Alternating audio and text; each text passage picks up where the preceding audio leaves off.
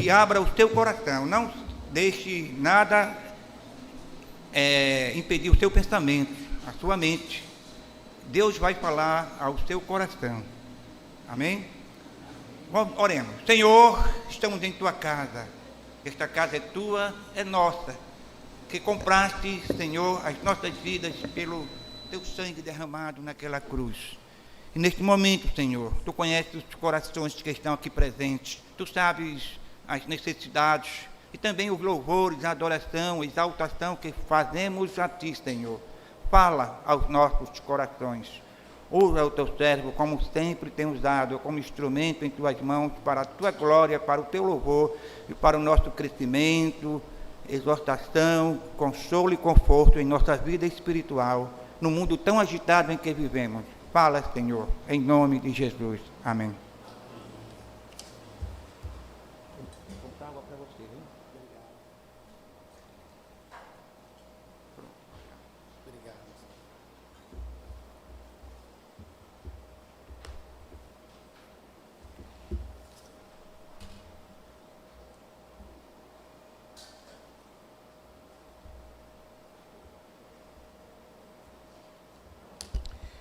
Cumprimento a igreja com a graça e a paz do Senhor Jesus.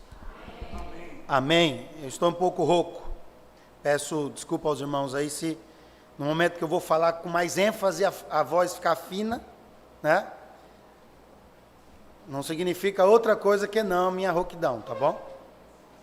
Abram suas Bíblias na carta do apóstolo Paulo aos Efésios, no capítulo de número 6.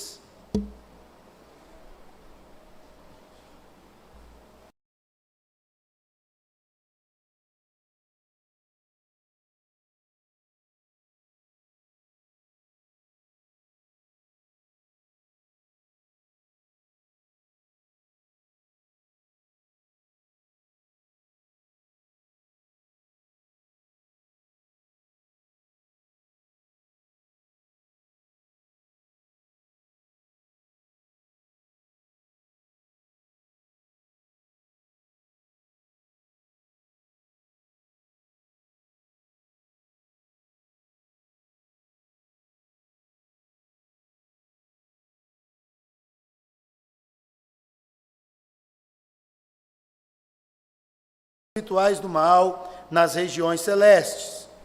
Portanto, tomai toda a armadura de Deus, para que possais resistir no dia mau, e depois de teres vencido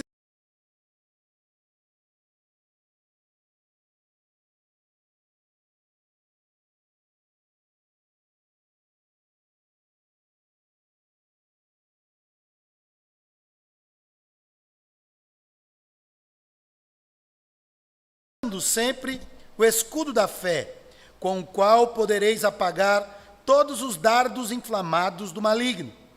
Tomai também o capacete da salvação e a espada do Espírito, que é a palavra de Deus, com toda oração e súplica, orando em todo tempo no Espírito, e para isto, vigiando com toda perseverança e súplica por todos os santos e também por mim, para que me seja dada no abrir da minha boca a palavra, para com intrepidez fazer conhecido o mistério do Evangelho, pelo qual sou embaixador em cadeias, para que em Cristo eu seja ousado para falar, como me cumpre fazê-lo. Amém.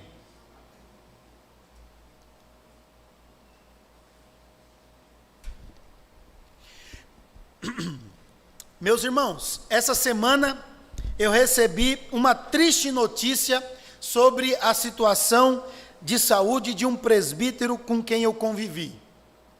Um homem forte, barulhento, animado, alguém que travamos muitos embates na administração da igreja local. Todavia, sempre foi um homem que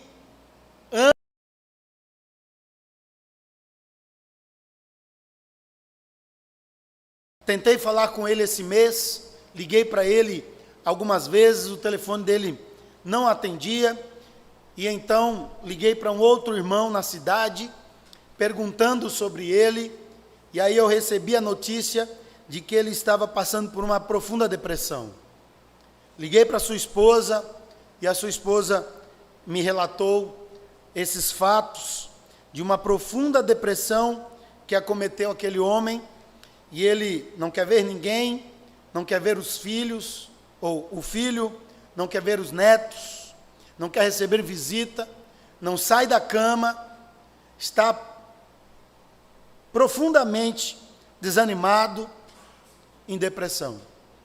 E aquilo me deixou muito triste, porque é uma doença que, segundo a ONU, no segundo ano da pandemia, o índice de depressão subiu 25% na população mundial. E os dados atuais são piores em relação ao segundo ano de pandemia. Muitas pessoas estão enfrentando uma grande batalha pós-pandemia, que trata-se de uma batalha na mente, uma batalha emocional, para além da batalha espiritual, uma batalha emocional. E o que isso tem a ver com esse texto bíblico? Você vai entender lá na frente. Irmãos, se você folhear a palavra de Deus no livro de Atos, capítulo 18 e capítulo 19, você encontra registrado como foi que a igreja de Éfeso, ela foi fundada. A cidade de Éfeso, no tempo de Paulo, era uma grande metrópole que chegou a ter mais de 300 mil habitantes, aproximadamente o tamanho da cidade de Petrolina. Era uma grande metrópole da cidade da Ásia.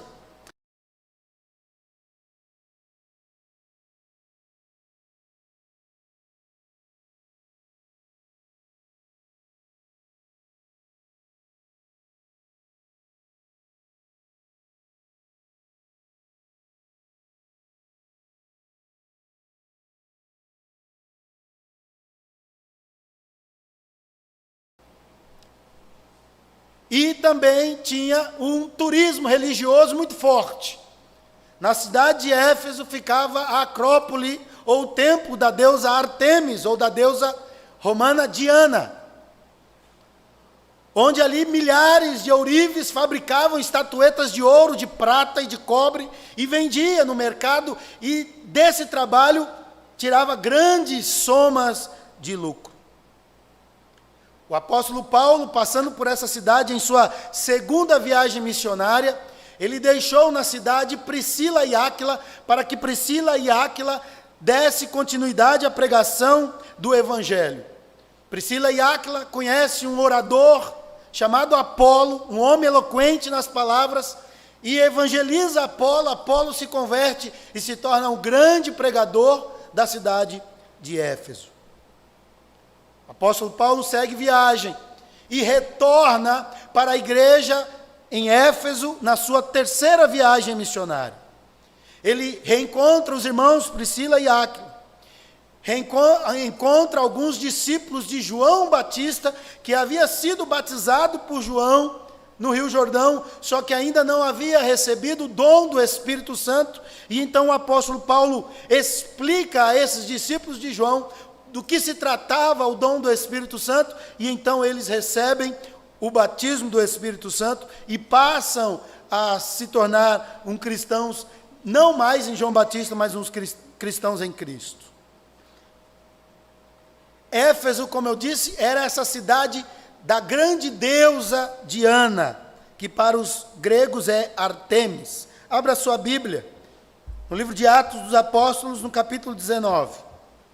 É imprescindível para nós entendermos as falas de Paulo por toda a epístola aos Efésios, é imprescindível que entendamos o contexto que está narrado no capítulo 19 do livro de Atos. Dê uma olhada. Aconteceu que estando Apolo, primeiro versículo em diante, aconteceu que estando Apolo em Corinto, Paulo, tendo passado pelas regiões mais altas, chegou a Éfeso, e achando ali alguns discípulos, perguntou-lhes: recebeste porventura o Espírito Santo quando crestes? Ao que lhe responderam, pelo contrário, nem mesmo ouvimos que existe o Espírito Santo. Então Paulo perguntou, em que, pois, fostes batizados? Responderam, no batismo de João. Disse-lhes Paulo, João realizou o batismo de arrependimento, dizendo ao povo que cresce naquele que vinha depois dele, a saber, Jesus. Eles, tendo ouvido isto, foram batizados em nome do Senhor Jesus, e impondo-lhes a Paulo as mãos, veio sobre eles o Espírito Santo. E tanto falavam em línguas como profetizavam.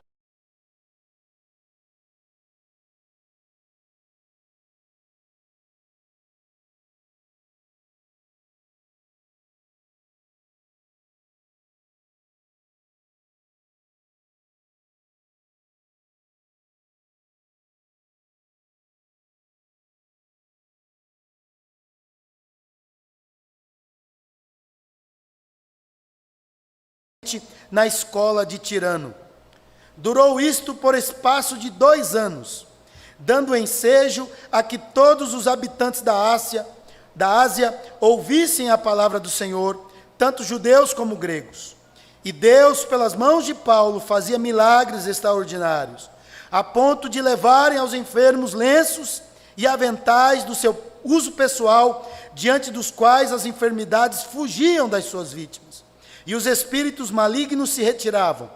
E alguns judeus, exorcistas ambulantes, tentavam invocar o nome do Senhor Jesus sobre os processos de espíritos malignos, dizendo, esconjuro-vos por Jesus a quem Paulo prega.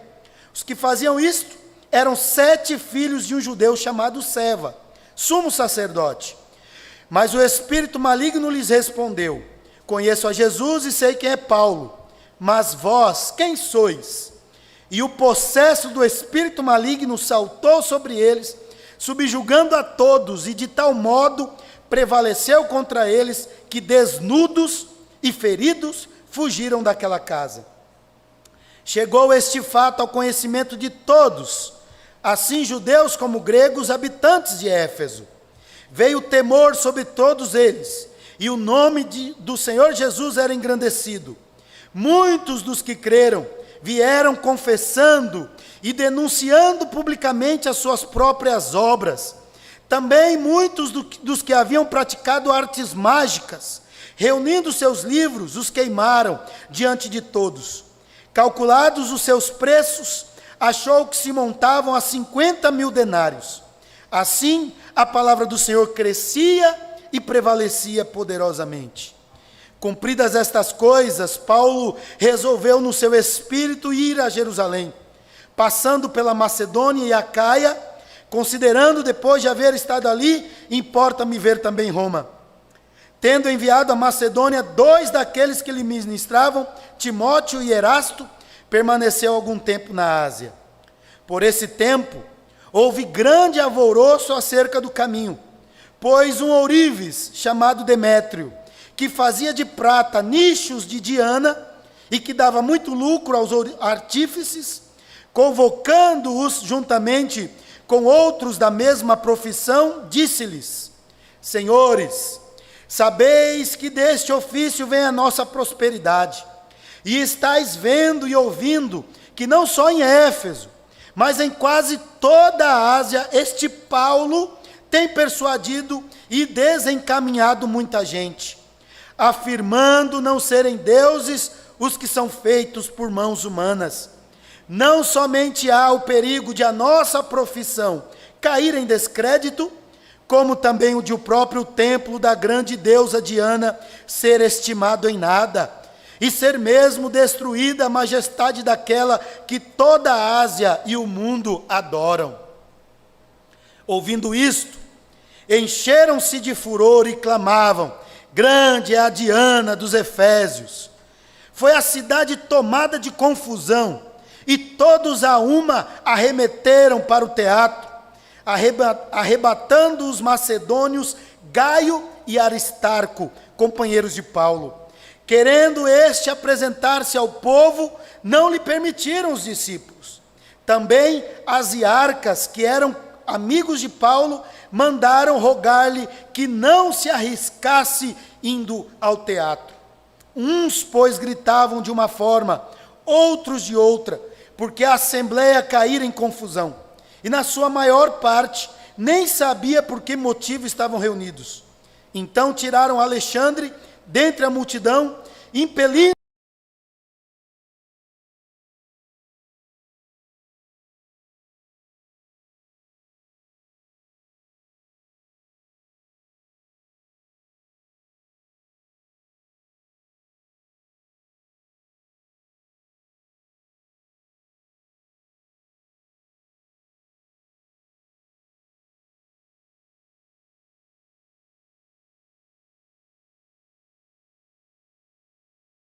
o templo da grande Diana e da imagem que caiu de Júpiter.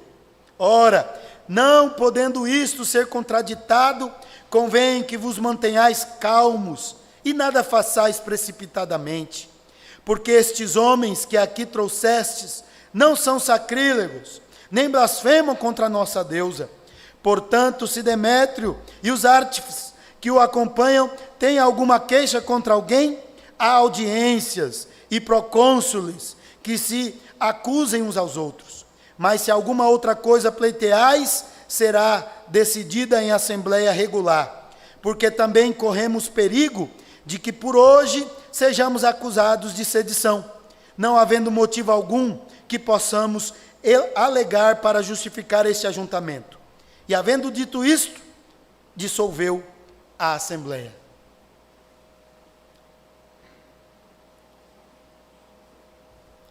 Era uma cidade rica, uma cidade pagã, onde as pessoas faziam mágicas, no sentido de magias. E muitas dessas pessoas que praticavam magia se converteram ao cristianismo que Paulo pregava e queimaram os seus livros em praça pública. Além disso, havia um grande comércio acerca do templo da deusa Diana. E essa deusa era adorada e trazia grandes lucros para aqueles que fabricavam as estatuetas dessa divindade. Esse é o contexto da igreja de Éfeso. É nesse contexto que a igreja nasce, por intermédio de Paulo, por intermédio de Priscila e Áquila, por intermédio inicialmente de Apolo, e o apóstolo Paulo em sua terceira viagem, agora por intermédio dos discípulos de João, que havia sido batizado por João, mas agora é batizado pelo apóstolo Paulo. E é interessante que nessa cidade milagres sobrenaturais aconteceram por intermédio do ministério de Paulo. Endemoniados eram curados, libertos, doentes eram curados, a ponto de que os enfermos que não conseguiam se aproximar de Paulo, lenços e vestimentas de Paulo era levado até os enfermos, e esses enfermos eram curados. Tinha até um grupo, 7 filhos de um sumo sacerdote chamado Seva, que querendo praticar aquilo que Paulo praticava,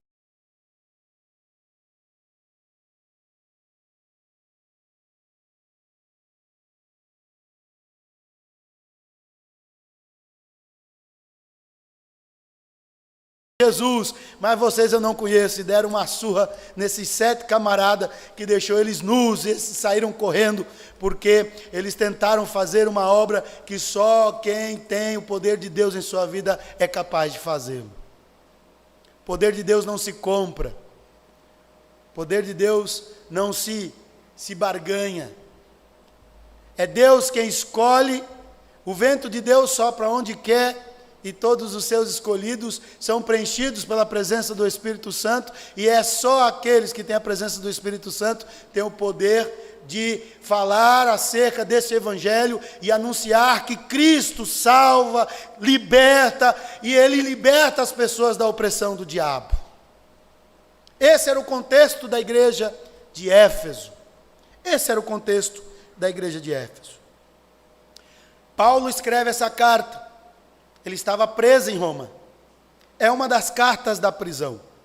Ele ouve notícias de que alguns problemas estão no seio daquela igreja. E então, com a intenção de orientar esta igreja quanto a algumas temáticas entre elas a perseguição que a igreja estava sofrendo, divisão racial que existia na igreja entre judeus e gentios, conflitos na relação da vida passada, pregressa dos membros, que eram envolvidos com magias. E por fim, Paulo orienta aquela igreja sobre algumas instruções, de como o marido deve se relacionar com a sua esposa, de como os pais devem se relacionar com os filhos, de como os senhores devem se relacionar com os escravos. E ele encerra a carta orientando aquela igreja que existe um elemento fundamental, inerente à vida de cada crente, e que cada crente precisa estar portando para que possa enfrentar as batalhas espirituais, as batalhas da vida. Ele fala sobre uma armadura, a armadura de Deus. E ele explica àquela igreja do que se trata essa armadura.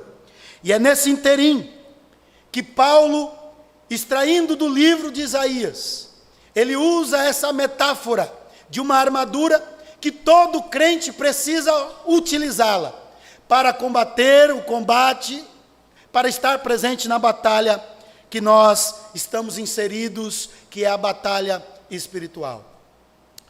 Todo crente, aqueles que são convertidos ou que estão presentes na igreja desde pequeno, ou aqueles que entram na igreja já adulto, todos eles têm que estar conscientes de que estar na igreja é estar no campo de batalha. O crente, enquanto ele viver, até que Cristo volte, ele vive no campo de batalha. Ele vive uma grande guerra. É a guerra do reino das trevas contra o reino da luz. É interessante que C.S. Lewis, ele explica isso. Ele conta uma história em um livro, que é o diabo ensinando o seu aprendiz. E ele explica sobre essa batalha. Ele dá detalhes de forma literária, de como é que o diabinho, o demoninho é treinado para atormentar e guerrear contra um camarada que ele é o seu guia diabólico, né? Para prejudicar a vida daquele camarada que conhece o cristianismo. Ele trata essa temática a partir da perspectiva que Paulo também trata, a visão espiritual sobre o reino espiritual, sobre essa batalha. Todos nós temos que ter essa consciência. Todos nós, crentes, devemos entender que nós estamos numa batalha. O Hernandes Dias Lopes, ele gosta de dizer assim: nós não estamos num parque de diversões, nós estamos num campo de batalha. Ocorre o seguinte, que devido às nossas igrejas não enfatizar batalha espiritual, existem algumas pessoas que menosprezam a batalha espiritual. Nós, presbiterianos reformados, não enfatizamos as batalhas espirituais. Não ficamos o tempo todo enfatizando a existência de possessão diabólica sobre vidas humanas. Não ficamos o tempo todo falando de demônios. Isso não quer dizer que nós não reconhecemos a existência deles. Nós reconhecemos, mas nós não supervalorizamos. Nós não menosprezamos, mas também não supervalorizamos. Eu me lembro que eu evangelizando uma senhora em Cajamar, interior de São Paulo, essa senhora disse algo que até hoje eu me lembro e jamais esquecerei. Eu visitava a casa dela toda vez que um grupo de uma determinada igreja neopentecostal saía da casa dela, às vezes eu até me encontrava com eles no caminho. Eles a visitavam, saía e eu a visitava. A terceira, quarta vez que eu visitava essa senhora, ela disse assim: pastor, toda vez o pessoal daquela igreja também me visita. E às vezes o senhor chega quase com eles saindo, às vezes o senhor chega 1 hora depois, mas eu notei uma coisa diferente no Senhor. Eles, toda hora fala do diabo, toda hora fala que tem diabo ali, diabo aqui, diabo acolá. O Senhor só fala de Deus. Aí eu aproveitei para alfinetar, né? Falei, minha senhora, é assim mesmo, a gente fala mais daquelas pessoas que a gente mais ama, né? Ainda que nós não ficamos o tempo todo dando microfone para demônio falar, não quer dizer que diabo e o demônio não existem. Não quer dizer que não há uma batalha espiritual. Há uma batalha espiritual. E onde quer que um crente esteja, existe uma batalha espiritual. Na sua escola, no seu trabalho, na sua faculdade, andando pela rua, onde quer que você esteja, você está travando essa batalha. Assim, nessa noite eu quero falar com vocês sobre os aspectos da armadura de Deus. E antes de falarmos dos pontos e entrarmos no texto, uma coisa você precisa ter em mente, algumas coisas. Primeiro, todos devem se envolver nessa batalha. Isso não é um exército secular. Você não tem escolha de dizer, eu não quero participar do exército. Não. Todo crente já faz parte do exército de Cristo. Todo crente já faz parte do exército de Deus. E está na batalha. Não é igual os exércitos seculares que temos aí na Exército, Marinha Aeronáutica, as Forças Armadas, que você se alista se você quiser, que você vai para a guerra se você quiser. Não. Todos nós estamos alistados e arregimentados nesse exército. Nós estamos na batalha. Segunda verdade que você precisa entender é que alguns se ferem nessa batalha. Alguns caem em pecado porque vacila para o inimigo. Alguns abandonam a caminhada porque vacilam para o inimigo. Alguns se viciam em pornografia na internet porque vacilam para o inimigo. Alguns se divorciam e deixam o inimigo destruir o seu lar e seu casamento porque vacilam para o inimigo. Alguns abandonam seus filhos ou superprotegem os seus filhos porque vacilam para o inimigo. Alguns caem na caminhada. Todos os soldados que estão na batalha, ou já se feriram, ou vão se ferir, ou estão feridos. Soldados nessa batalha caem no campo de batalha. Terceira verdade. Os superiores também caem. Aqueles que são tidos como líderes, pastores, presbíteros, também se ferem na caminhada. Também vacilam. Também, às vezes, abre brecha para o inimigo vencê-lo naquela batalha. Não a guerra, mas a batalha. Pastores também falham. Líderes também falham. Líderes de sociedades internas também falham. Você precisa ter isso em mente.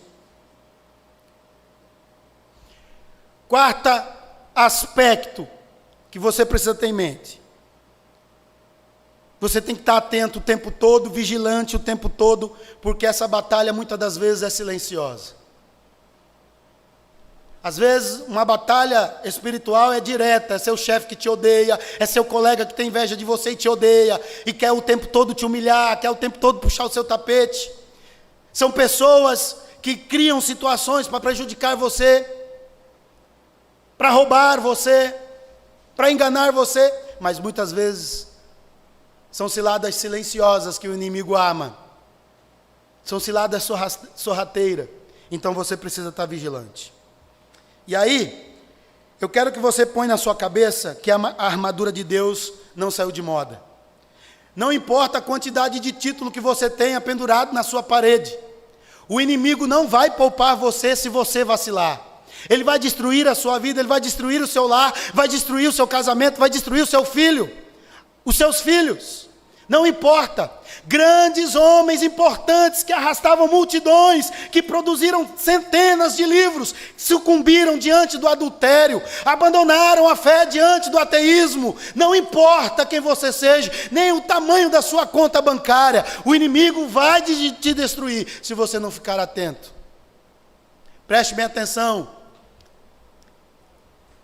Você precisa entender o que é vida na terra e o que é vida no céu. O que é salvação e o que é vida cristã.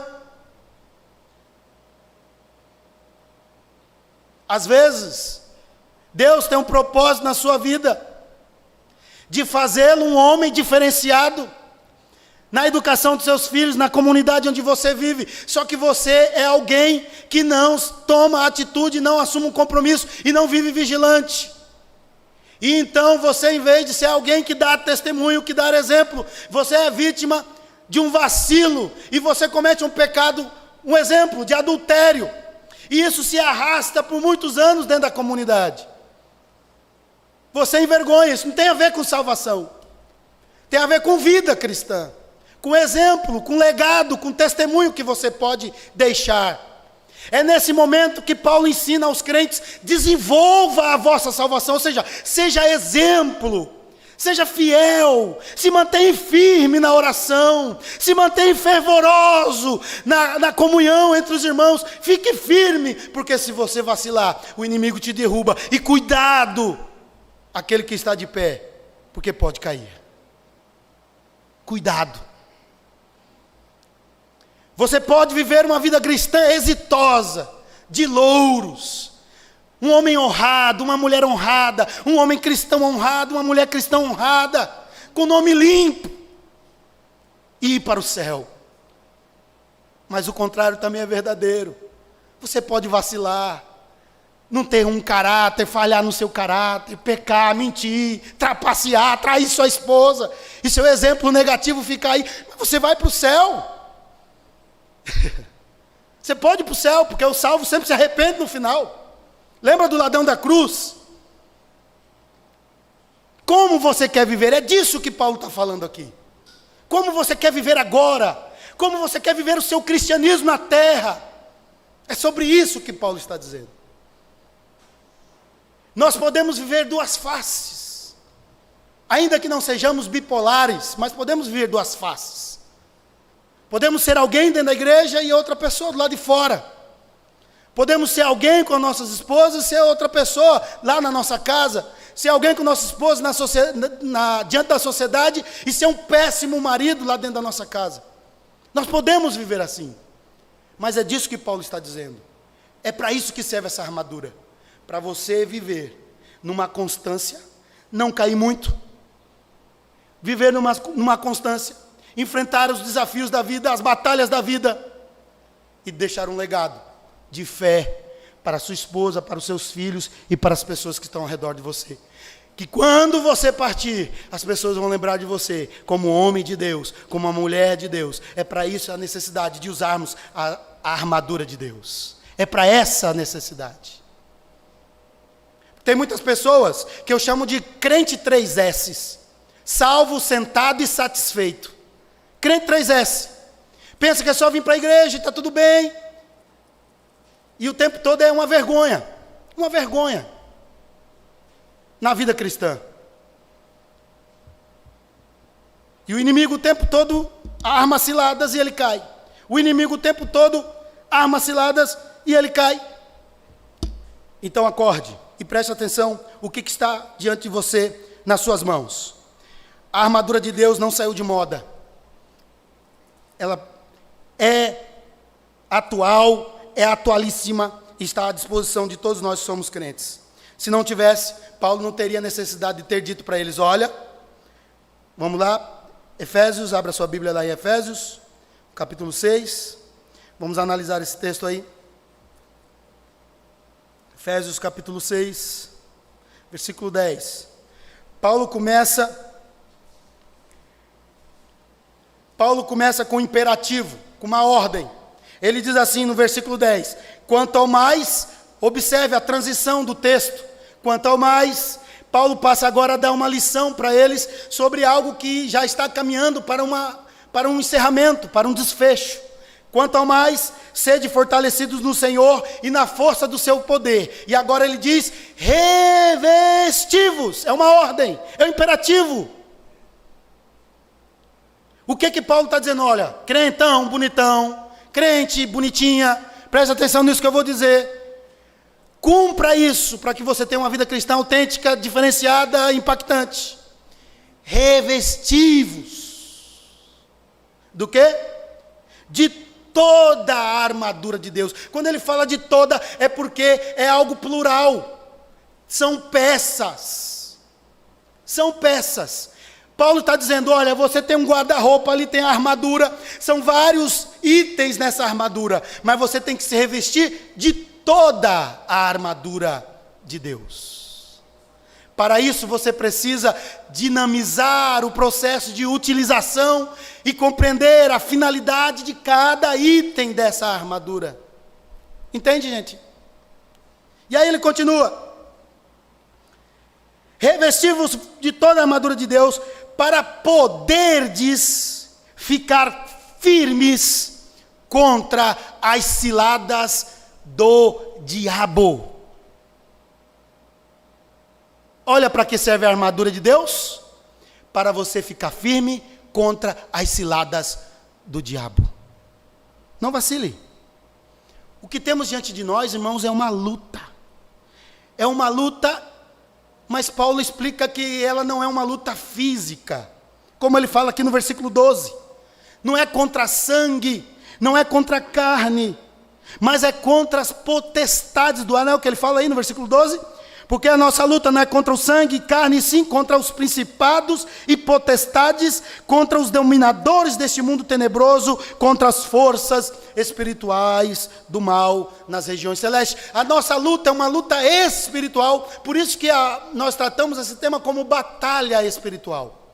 Ainda que os demônios, eles se apossam de pessoas, eles tomam posse de seres humanos para prejudicar você, tomam posse de seres humanos para fazer você pecar, mas a nossa batalha não é contra a pessoa, é contra quem está por trás delas. A nossa batalha é espiritual. A nossa batalha é espiritual. Então nós temos uma luta. E Paulo diz que precisamos ser fortalecidos no Senhor e na força do seu poder, revestindo-nos dessa armadura. E aí, o apóstolo Paulo passa a citar quais são os elementos dessa armadura. Quais são os itens que compõem toda a armadura de Deus. Quais são os itens? É interessante, irmãos, que nos dias de batalhas, o apóstolo Paulo, eu falei que ele tem em mente Isaías, mas ao mesmo tempo ele tem em mente as guarnições dos soldados romanos. Era muito comum no tempo de Paulo as pessoas cruzarem com pequenas guarnições dos soldados romanos. Eles caminhando pelas ruas assim como é hoje. Aqui e acolá a gente vê um grupo de militares, não é isso? Numa viatura e tal. No tempo de Paulo era comum ver os soldados romanos, todos eles trajados. É lógico que esse traje aqui, geralmente é um traje que os soldados romanos usavam na batalha, propriamente dito, no fronte da batalha. Mas era comum isso para os ouvintes de Paulo. Principalmente em Éfeso, que era uma cidade grande. Era comum ver guarnições do exército romano por ali. Então, os soldados romanos, na história bélica, eles eram conhecidos como soldados invencíveis. O exército romano, além de ser um exército historicamente conhecido como um exército sanguinário, era um exército invencível. Não é à toa que na mão de Filipe Magno, de Alexandre o Grande, eles conquistaram todo o mundo antigo. Porque era um exército considerável, invencível. E pensando isso, trazendo essa imagem do soldado romano, trazendo uma imagem de Isaías, depois nós vamos entrar em Isaías. O apóstolo Paulo fala e usa o primeiro item que tem na armadura de Deus, versículo 14, olha aí. Estai, pois, firme, mais uma vez um imperativo, estai, pois, firmes. Por que Paulo enfatiza isso? William Hendricks diz, que é um comentarista bíblico, ele diz o seguinte: Paulo, ele enfatiza tantas vezes, usando o verbo no imperativo, no auristo imperativo, no grego. Ele está dizendo o seguinte, olha, preste atenção, o que Paulo está dizendo é algo muito sério. É por isso que o tempo todo ele ordena o crente a fazer isso. Lembra do contexto de Éfeso? A batalha espiritual lá era terrível. Terrível. Era milhares de demônios por metro quadrado.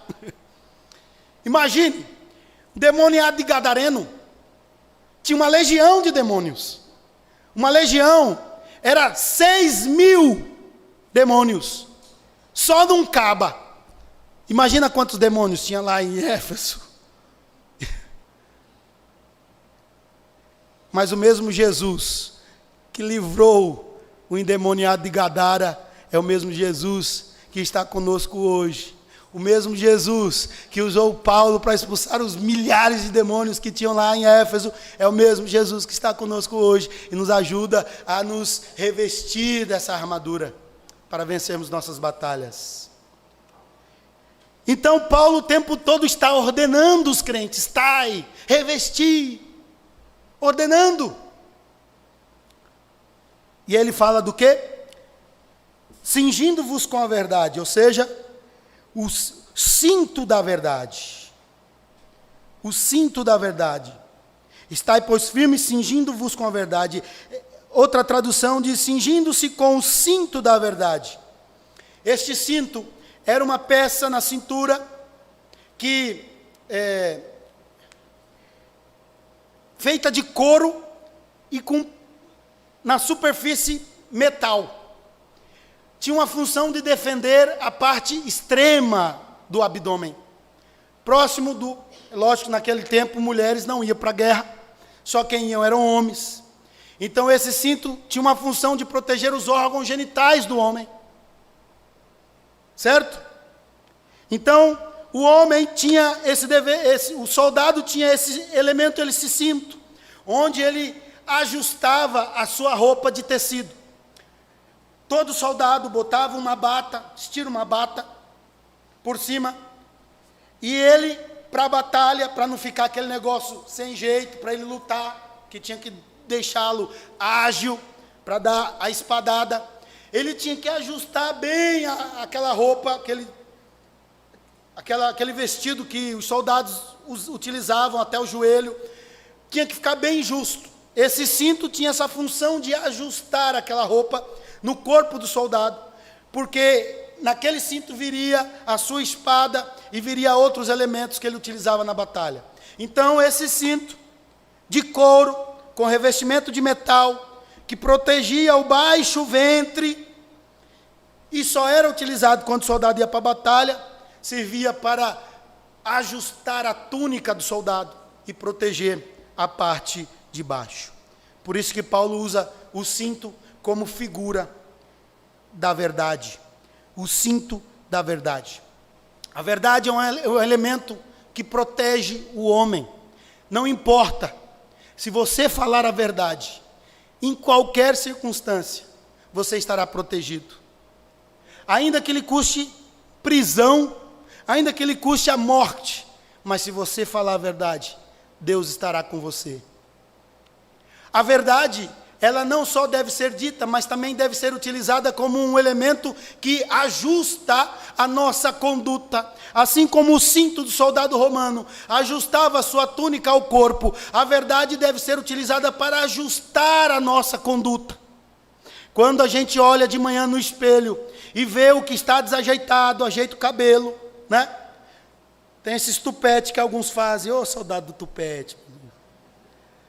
Aí aquele homem bonito do cabelo cheio, ele fica toda hora no espelho e passa a mão no tupete. Hoje em dia tem homem que demora mais para se arrumar do que certas mulheres. E ajeita, e passa um gelzinho no cabelo, e passa um cremezinho de cabelo, e passa não sei o que, passa um negócio na barba e tal. Ele olha no espelho para saber como é que está, se está legal, se está ajustado. É para isso que funciona a verdade. Quando a gente se encontra com a palavra de Deus, que é a verdade, a palavra de Deus é um espelho que revela como está a nossa vida. E então eu, olhando para a minha vida por meio do espelho, eu consigo identificar o que precisa ser ajustado, o que precisa ser arrumado na minha vida. É por isso que Paulo fala: todo crente, para vencer as batalhas espirituais, precisa estar cingido com a verdade. E aí, irmãos, devido ao tempo, porque eu já falei demais, eu vou parar por aqui e numa outra oportunidade eu vou continuar falando da armadura de Deus. Amém? Mas antes disso, eu quero voltar lá para a história do meu amigo. E eu queria que você fosse até o versículo de número 17.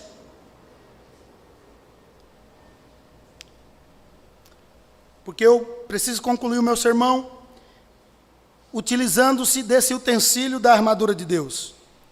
Versículo 17 diz: tomai também o capacete da salvação.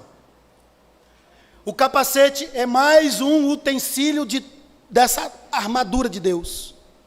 O cinto é um dos utensílios e o capacete é mais um utensílio. Era um capacete que os soldados usavam, um capacete de bronze, que alguns tinham uma viseira para proteger os seus olhos. Esse capacete de bronze protegia o crânio do soldado contra pancadas. Esse capacete, ele protege a parte mais importante do corpo. Se você tiver a morte ou o falecimento do seu coração, você consegue se manter vivo por meio de equipamentos. E a medicina não mata você, ou seja, não deixa você morrer. Se você perde um rins, um fígado, até o pulmão, existe máquina para manter você vivo. Mas se seu cérebro parar, morte cerebral, humanamente falando, não tem mais o que fazer. O cérebro é a parte mais importante do ser humano. Por isso que o capacete tinha que ser feito de um metal forte, como o cobre, para proteger a mente, o crânio daquele soldado. É interessante que um dos ataques mais frequentes de Satanás é contra a nossa mente. É contra a nossa mente. Satanás o tempo todo lança dúvida na nossa mente. Lança dúvida no amor de Deus por nós. Lança dúvida na finalidade de vivermos uma vida para Deus. Tipo assim, por que viver para Deus? Tão chato isso, tão sem graça. O tempo todo, o campo de batalha que Satanás mais se utiliza é a mente do ser humano, para fazê-lo pensar negativamente sobre si mesmo, para fazê-lo pensar coisas que o induz a praticar atos contra outra pessoa. Tem pessoas que quando entra no atrito com alguém, não consegue dormir, porque o tempo todo ele vai almoçar, ele carrega o camarada na mente, ele vai dormir, ele carrega o camarada na mente, ele vai trabalhar, ele está com o camarada na mente.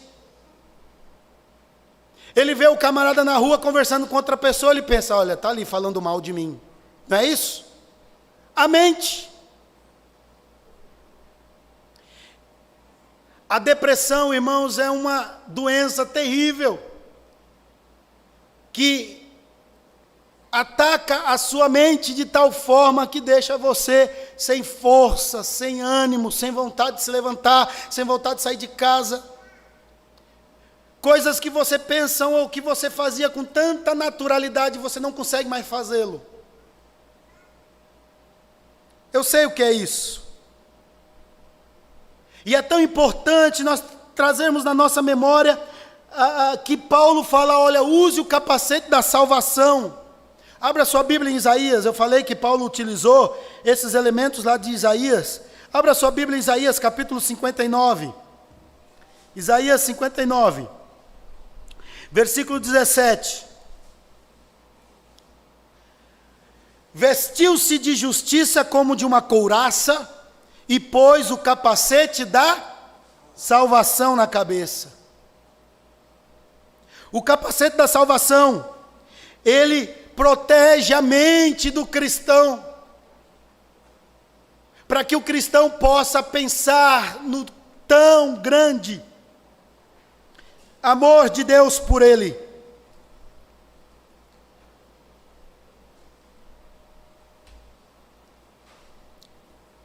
O apóstolo Paulo fala: proteja sua mente para você vencer as batalhas espirituais.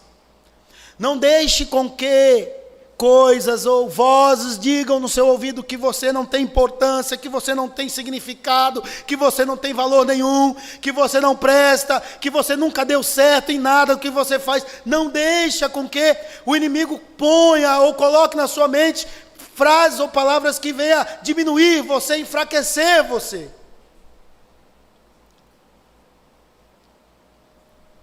Quando nós lembramos do texto que Paulo nos diz, que nós devemos usar o capacete da salvação para nós lembrarmos a importância do grande amor de Deus por nós, aquilo que Paulo também escreve aos Romanos, no capítulo 8, no versículo 38, nada poderá vos separar do amor de Deus, nada, nenhuma criatura, nenhuma circunstância, nada pode nos separar do amor de Deus. Lembre-se disso.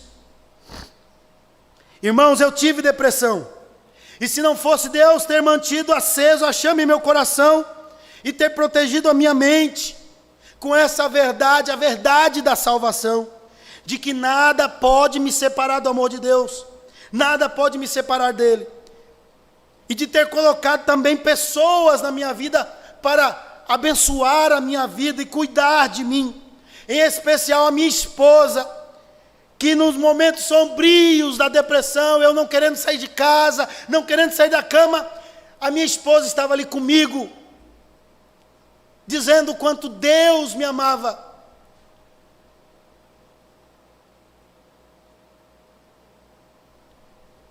Em tempo de confusão mental, em tempo de mentes perturbadas, em tempos de pós-pandemia, em tempos de temores trazidos por doenças e por pandemias universais, confie e lembre-se que o capacete, ele é o capacete da salvação, ele nos dá essa certeza, essa convicção do grande amor de Deus por nós.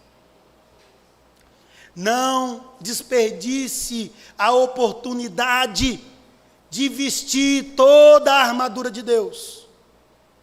Ela está aí à sua disposição, para que você a vista, para enfrentar as batalhas.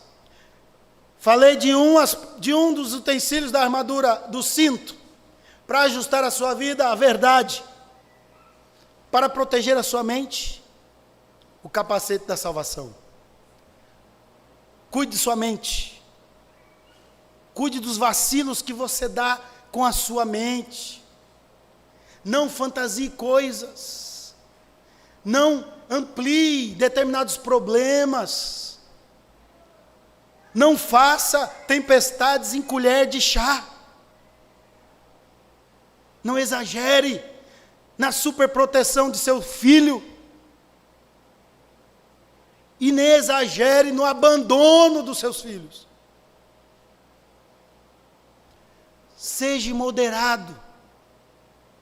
Outro dia eu conversava com um rapaz, e esse rapaz dizia assim: Alexandre, eu tenho um grande problema no meu casamento. Eu digo: que é? Eu espero sempre por minha esposa. Tudo eu espero por minha esposa. Botar comida no prato, regar as plantas, fazer não sei o quê, e eu tenho sempre crise no casamento por causa disso. Eu falei: mas como foi você na sua casa?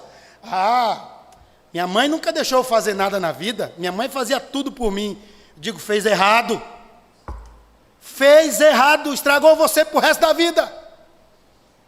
Ou você muda a sua atitude, muda seu comportamento, porque tu não casou com a sua mãe, ou então seu casamento vai se acabar. Tome cuidado, às vezes você está estragando pessoas com a sua superproteção. Pegue Manu aí, tem 11 anos, leve para sua casa, mande ela fazer um arroz, fritar um ovo, mande lá para ver se ela sabe ou não sabe. Pegue Manu aí. Não pode, cuidado com fogo. Meu filho vai se queimar. Oriente, ensine, fique em cima. Faça assim, faça assado. Está fazendo errado? Está fazendo errado não, porque ela vai fazer do jeito dela. Porque tem pessoas que pensam que o único jeito certo no mundo é o jeito que ela faz. Mas sobre isso eu quero falar na próxima vez, porque eu estou sabendo que eu acho que eu vou ser convidado para falar para a família, não é isso? Eu acho que eu vou ser convidado para falar para a família, eu acho. E se você está aqui nessa noite visitando a gente, você está convidado já para vir domingo que vem de manhã, para você ouvir o que eu tenho para falar sobre isso, tá? Aí você vai, olha, vou trazer meu namorado, meu marido, vou trazer meu noivo, vou trazer minha esposa, porque eu tenho que ouvir isso daí, beleza? Fica em pé aí, meu irmão.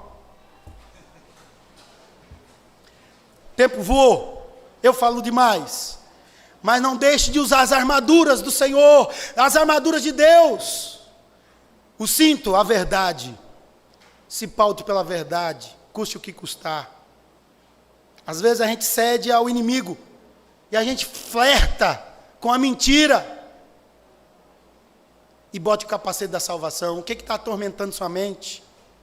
O que está deixando você angustiado? Esses negócios de tecnologia, às vezes as meninas dizem assim, a mãe tudo diz que é celular, tudo é celular. Mas essas coisas às vezes deixam a gente ansioso mesmo, isso é provado.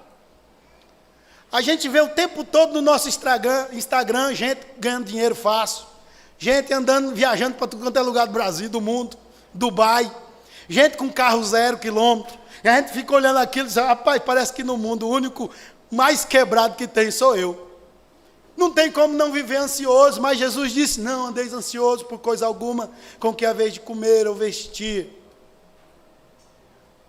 Vista o capacete da salvação, proteja sua mente, e descanse naquele que é, e que reina, e que traz paz aos corações turbulentos, e que transforma vidas. Amém? Curve sua face, eu quero orar por você. Vamos orar? Senhor nosso Deus, muito obrigado por esse momento, ó Pai.